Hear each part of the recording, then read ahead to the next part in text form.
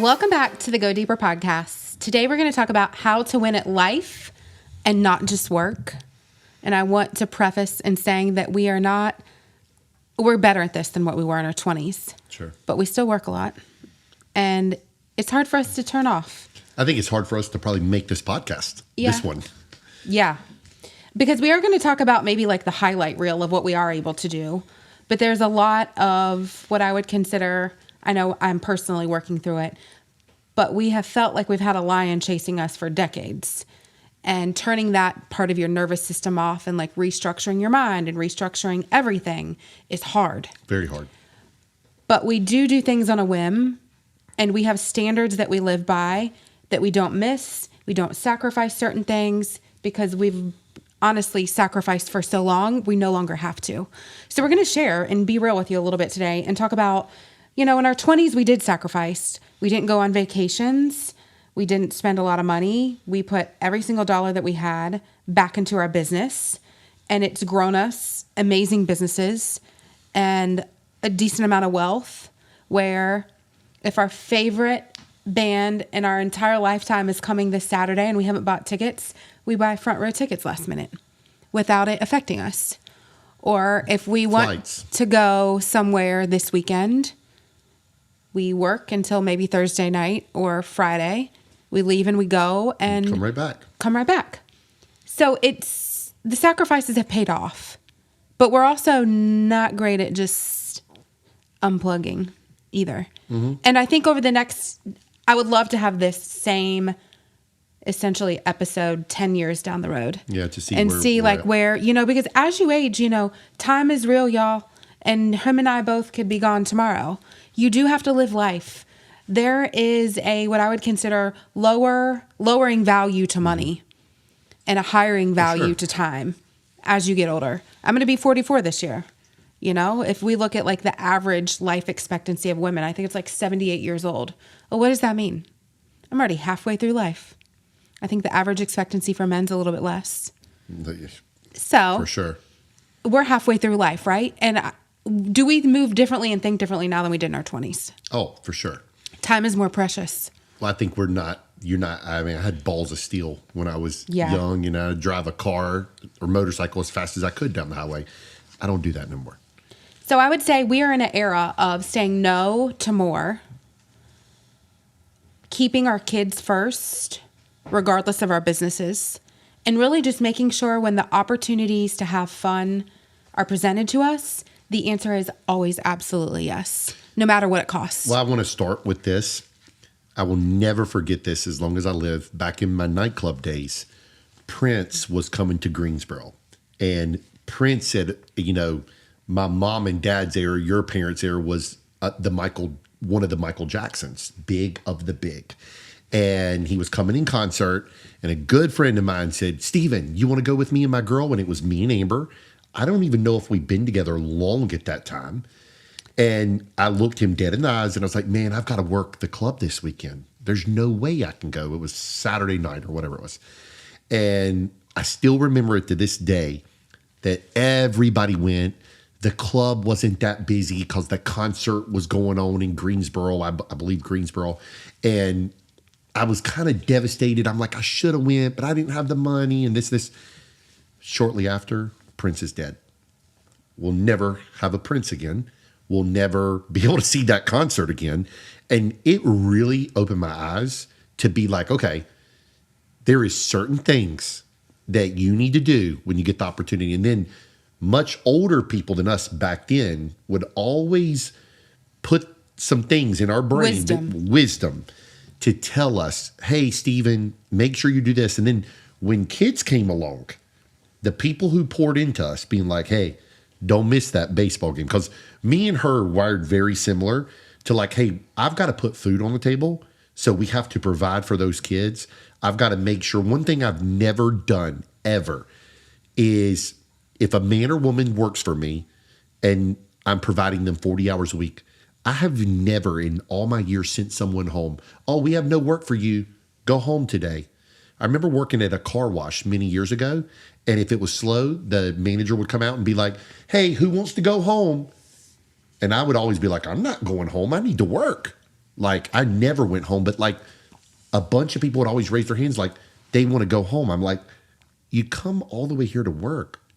I want to work. And so I always was like, I'm never going to be that guy. If I provide hours, these people need their money. So I'm going to make sure that happens. So I definitely think that like things just need to be viewed differently in order to like just be able to get to the concert or get to the football game. Keep going.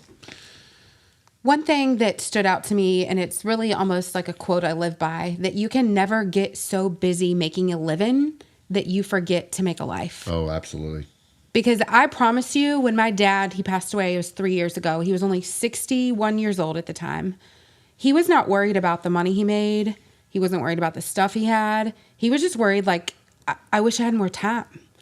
So when you're in your grinding years, you do need to look up sometimes and ask yourself, if I were on my deathbed right now, would this matter? And what would matter? Sure. And you have to live life with no regrets. And none of us are perfect. You know, I'm telling you, this is the mindset I have now because I was 40 years old and lost my dad the same year. So you want to talk about like perspective infinitely impounded into me in a short period of time. That's real life for me. When you see your dad pass away only 20 years older than you, and you're also turning 40, and I don't want to say it's like a midlife crisis time, but it's like 40's midlife. Mm. And I felt like I was my kid's age now, a year ago. Life goes by so quick. You have got to enjoy it because you cannot take that money with you. I feel like we just had the kids. Yeah. And I'm looking at a grown man staring back at me sometimes, I feel like. Yeah. At 8. You know, so I would say make the bucket list and start living it now. Sure. Don't wait. Because I promise you, my dad had lots of stuff left on his bucket list that he never experienced. Yeah, he lived his best life his last few years. And he lived an amazing life. And he was abundantly blessed. But he still, I promise you, he had more left in his tank if his body would have allowed it. I remember, this is the funniest thing ever. My dad was wild. Super wild. Wild. And it was a day before his passing. He was still coherent. He hadn't had a cigarette in I don't know how long. Mind you, he's being held on to life by machines. He told us to come get him. He said he was going home, and we didn't realize what that meant, but he meant he was going to heaven. And we rolled him outside, and he said, "Can I just have one last cigarette?" Mind you, he's in flammable everything, smoking this cigarette. There's like this fire extinguisher over there, thank God. Goes back inside afterwards and pukes because it made him sick. But when he was out there smoking his cigarette, he said to us, which was so humorous, he said, "This sure is a lame-ass way to go." Because it would not have been how he would have went if he would have chosen it. He would have been going 100 miles an hour. Wrecking a motorcycle. Listening to some AC/DC music. Flipping like 1,000 times. Living his best life. And I think that's the story to tell. You know, that's an extreme of like seeing a person at the end of their life have a totally different perspective than what we have living our life. Sure. But if we woke up every single day and asked ourselves, like, what if I died tomorrow? We would all live life differently. Yeah. And it's us, you especially, I'm going to call you out, grind, work. You don't even realize that, like, your kids need your attention. Your body needs your attention. Your mind needs attention. You've got to learn to say no to the people that are not even going to be standing at your deathbed. Yeah. Because we're all guilty of saying yes to the outside world that will not even know when we die. It's real. And we are guilty of it. But we also live a very blessed life that most other people can't. And we've been blessed enough to be able to be given the opportunities to pour into people that we wouldn't have if we didn't live like this. So there is ultimately a sacrifice you will pay. Our kids, everybody, pay to live a life that's at a level that most people can't achieve. But you do have to slow down and live a life.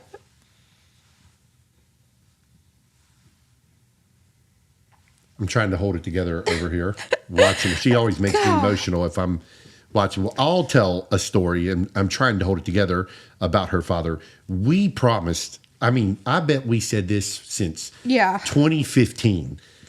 we were like, so AC/DC didn't tour for a years, but Yeah. he got vocal problems. Yep. And Axl Rose had to take over the tour. I think it was 2016, 2015. It was right around when the kids were born. Before.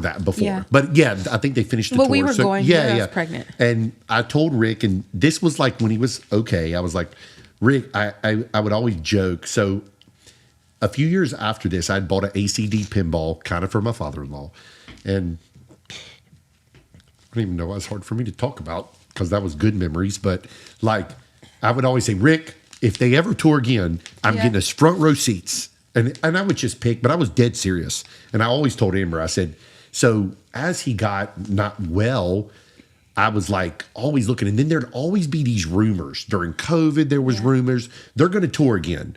And no one knew if they were going to tour. And so, and then they were, Brian, the lead singer, he's 75, 76. Yeah. He's 78 now. 70 freaking 8. And the guitarist is 71 or 72. And it's just unbelievable. So probably 3 years ago, it was rumors, and they're like, they're never going to tour. And then they announced that they're going to do, I think it was in California or Coachella or something like that they're going to do a gig. And I was shocked. Yeah. And they did it. So then there was rumors circulating they're going to do like a 15 to 20 stop tour in America. Because sometimes it's overseas because they're so big they can go anywhere. And so when Amber's father was still living, I was like praying. I was like, oh my God, if we could have him healthy enough to take him to this, well, then Rick passed. And so, anyways, I don't know why this is hard for me because it was good. But anyways, my kids were in Ohio this past 2 weeks because this is literally last weekend. And, they're staying with your mother. And so I was like, I just knew in my heart my wife needed to go to see AC/DC. And so we bought front row tickets to AC/DC at literally right before the event. Like the and week then, anyways, we went to AC/DC. Thank God we're able to do that financially because, first of all, it was expensive. But secondly, there was no hotel rooms. So Everything about it was expensive. When they're hosting a big event that's like one of one, the city knows, and everything is crazy expensive. But the experience was out of this world. Those 72 and 78-year-old rock star men killed it. Gave us so much energy. And honestly, I was like, I freaking want to be living at their level. I would go see him at again. 78 years old. The amount of energy, the amount of passion, the dancing, the rocking it out on the guitar, the singing was... I looked at Steven and I said, I don't know if you and I could have done that. No. I mean, They were amazing. in them. They're amazing. The amount of... The production. The production. Everything. The everything. And I think... that's a memory we can never, ever take out of our minds. And I think what's good that we're mentioning this on this podcast, he said it a couple times. Yeah. At the very start of the thing, he said something. After the first or second song, he said something like, Charlotte, you're the best. We needed this. Y'all, they didn't need the money. No. They needed to feel that energy. It's a drug to them. That adrenaline that they get from the crowd of screaming, thousands of people. It gives me cold chills talking about it because I know I get fired up when I'm around other fired up people. I get that energy. So I could feel their energy at 70 some years old. And thank God that we're able financially to do that on a limb to do that. But that's where moments matter because something could happen to them tomorrow and we would have kicked ourselves for not going. We relate to him because we live a life that we're passionate about. Right. And I truly believe when you're doing what the Lord's led you to do and you've surrendered to that, you have a level of passion and fulfillment that money will never, ever give you. Correct. And that's why it's hard for us to turn off in our businesses. Right. It's why he's 78 years old and 72 years old out there killing it because it's what they need to do. Right. I know they put the soccer player, Ronaldo, up on the TV this past week on ESPN. And they said, look at him. He doesn't need the money. He doesn't need to win anything else. And look how upset he is because he's losing. Of course. It's nothing about the money. It's about the purpose and the passion and the vision that you potentially had. But those men, AC/DC, are, I promise you, still living because they're still doing what they love. Absolutely. And Tim Grover said it. I was going to tell you. Just a few weeks ago to us. We had the opportunity to speak to Tim Grover on a one-on-one conversation with good friends of ours, Rob and Dana, and tell everybody what Tim just said of why the Michael Jordans, the Kobes continued to do it. Whatever they do. Go ahead. He just said they're competitors. They're fierce. They're savage. It's who they are. And when they lose that, he said they'll die.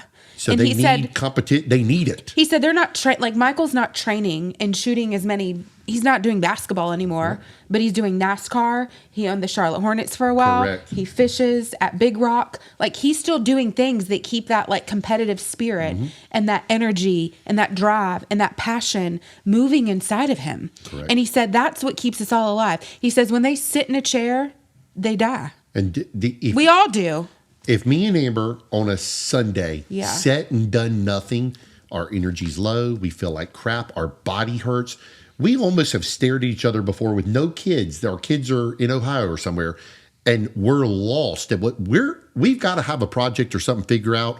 Let's go do cardio because that's our personality. I had a lady last week say to me, I was telling her, I'm an older mom. My kids are only 7 and 8. I'm 44.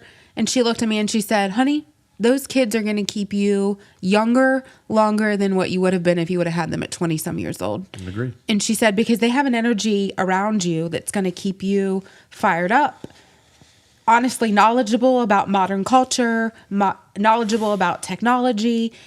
And I think more so than anything, what we don't realize, us included, is you can grind, burn yourself out.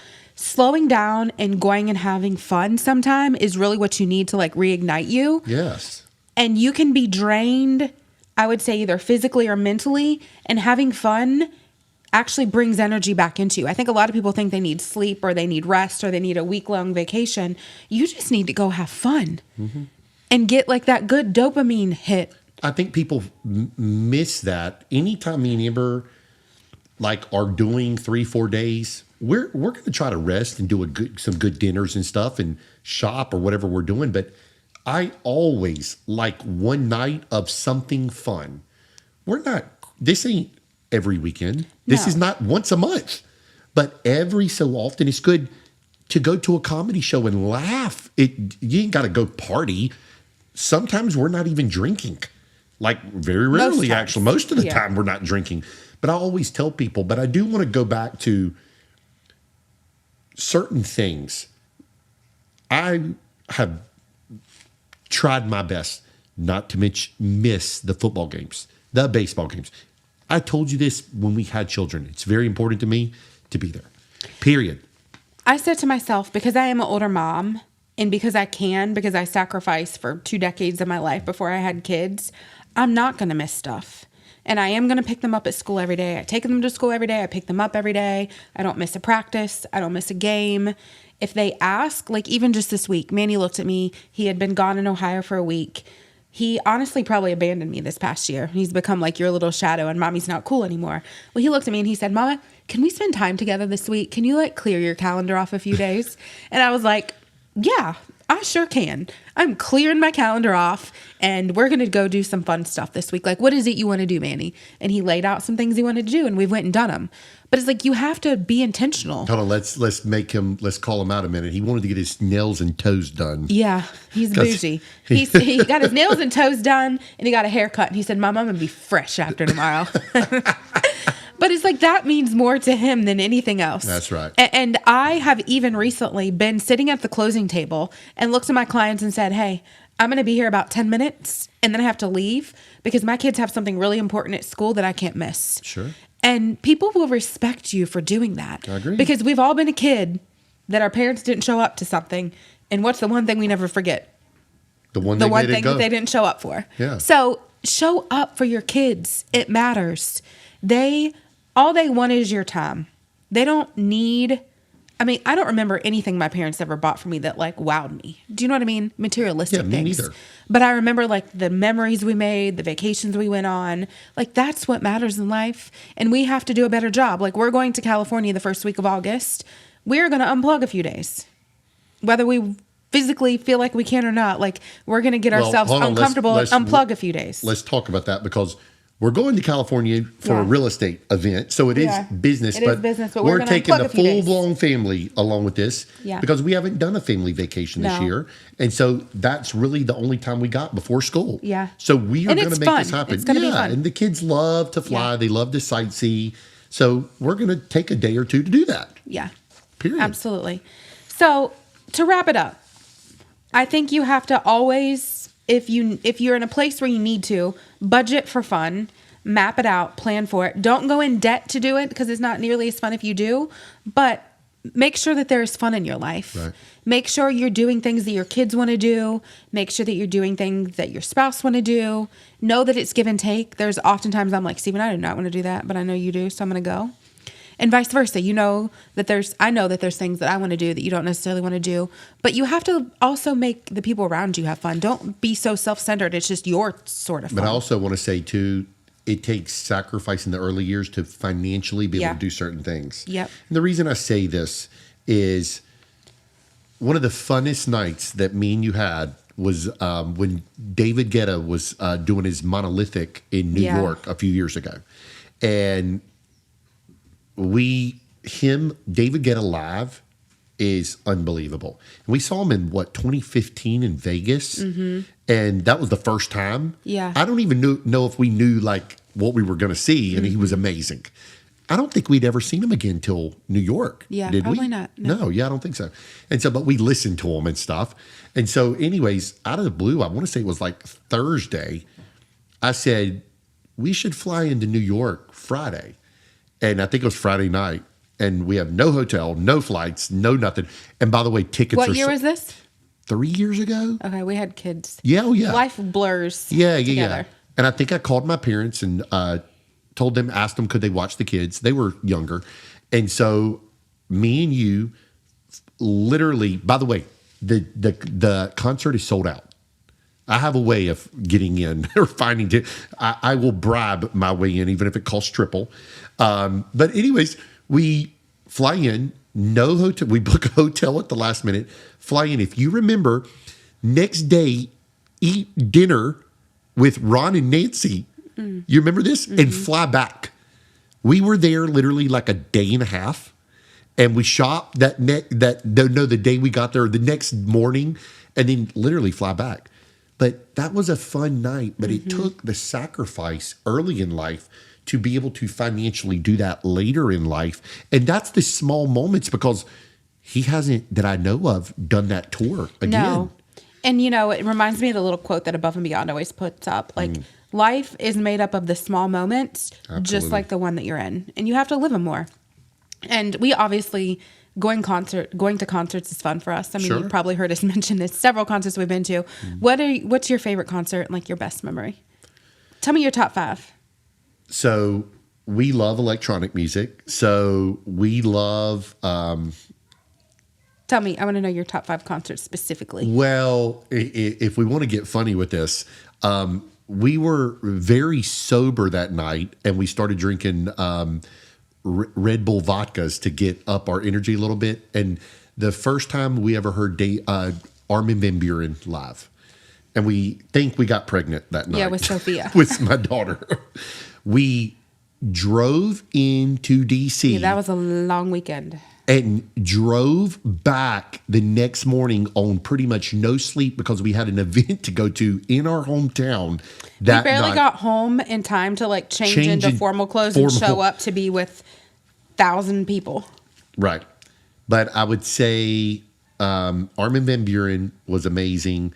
Guns N' Roses 2017 in Winston-Salem. Amazing.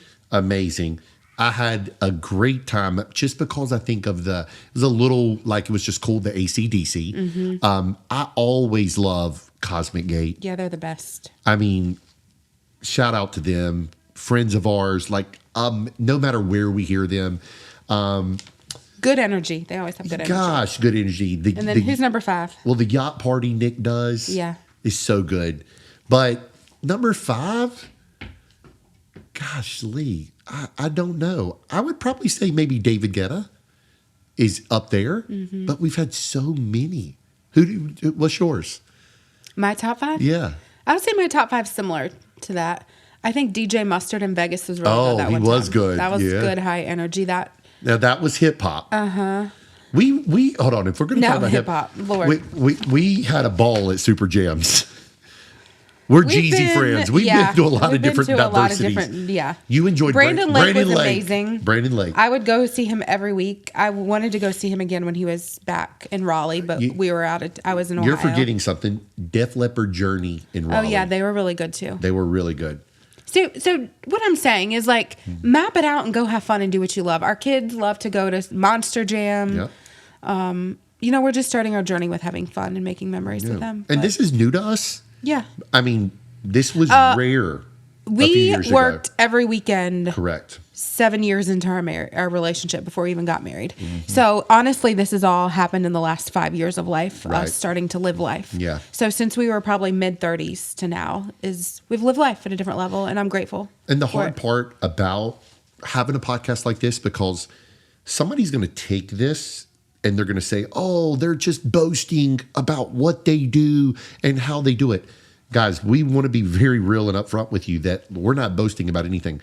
There were so many years of sacrifice that we done nothing. No eating out, no birthday parties. No fun, no concerts. No fun. Everybody else is charging the credit card, traveling, doing fun, vacation. Work. Not us. We're work. To be able. So all we're suggesting is don't miss the small moments. Go to your kids' football, baseball games. I mean, a lot of times we're at the practices. And I get more joy and fulfillment by watching them win and just like overcome things than anything in this world. And that's fun. One thing I love too, and we've done several with our kids, is seeing them at the concert with us. I love to see my son's energy. And anytime there's one coming up, I think later this year that we may or may not go to, but if it's an all age event, take your kids. Yeah. You'd be surprised. They enjoy it. They want to do what mom and dad are doing. Our son wants to do this podcast right now. Oh yeah, he's itching. So yeah, live life, have fun. Don't get so busy making a living that you forget to make a life, because I promise you, one day you will 100% regret that. Absolutely. And do not miss the small moments. Trust me. There's things in my past I regret missing, birthdays and family get-togethers and stuff like that. So do the small moments. If you like this podcast, please like and subscribe, and we will see you on the next one.